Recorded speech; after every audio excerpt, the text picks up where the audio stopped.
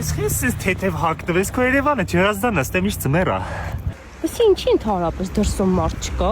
Կյանք աշխատանքային ժամը փոքրից մեծ հիմա գրեսում են։ Ինչ ա եղել։ Քաղաք մատնաքաշ ա մտել։ Ստե մենակ Հրազդան են ուտում։ Դու ես բերե։ Լավ է, այս լոգոն էլ բացեցին Հրազդանում, եկար ինձ տեսար, քաղաքս տեսար։ Էդ ես դու։